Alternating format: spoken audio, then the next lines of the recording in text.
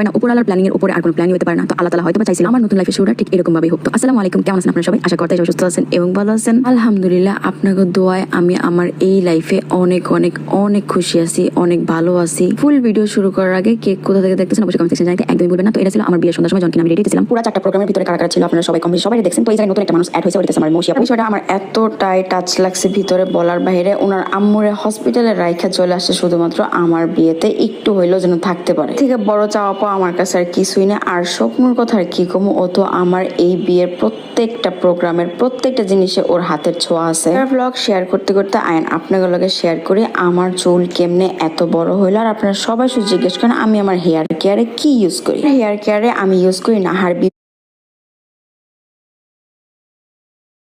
তোমার বিয়ের টাইমে আমি তোমার তেমন একটা পাই নাই, বাট তোমার বিয়ের প্রত্যেকটা প্রোগ্রামে সবার প্রথম আমি উপস্থিত ছিলাম। এর লাগে আমি মন থেকে অবশ্যই একটু লজ্জিত, বাট কি আর করব। বিয়ের তামঝামে ব্যস্ত, কেউ আমার রেডি করানোতে ব্যস্ত, কেউ রুম রেডি করানোতে ব্যস্ত, বাট আমার ভিতরে কি চলতেছিল এটা আমি কাউরে বুঝাইতে পারতেছিলাম না। তো ফাইনালি এই আসলো আমার বিয়ের ডালা, যেটার মধ্যে কিনা চুড়ি গহনা আমার এঙ্গেজমেন্টের রিং কিছু রাখা ছিল। এখন আপনার করে বলি আমার বিয়ের শাড়ির কাহিনীটা। আমি যে শপিং করতে গেছি, বিয়ের গহনা বিয়ের শাড়ি সবকিছু দেখছি, বাট আমি কিন্তু ওখান থেকে কিছুই পারচেস করতে পারিনি, কারণ আপনাদের ভাইয়া লুকায় লুকায় আগে থেকে আমার লেগে এই শাড়িটা কিনা রাখছিল। ও ভাইবে রাখছিল এইটা আমি আমার বিয়েতে পরবো। যেহেতু রিসেপশন এখনো বাকি, আমার কিন্তু উঠাই নেওয়া হয় না, আমি বারবারই ব্লগের মধ্যে আপনাদের বলে দিয়েছিলাম। যেহেতু একেবারে ঘরোয়া, তাই সে আমার খুব সিম্পল সাদামাটা একটা লাল টুকটুকে শাড়ি আমার আইনা দিয়েছিল। আর শুধুমাত্র সিম্পল শাড়ি বলে বলবো আমার লাইফের বেস্ট লাল শাড়ি। আপনারা অনেকে আমার কমেন্ট করছেন যে আপু ফাইনালি আপনার লাল শাড়ি পরার স্বপ্নটা পূরণ হয়েই গেল।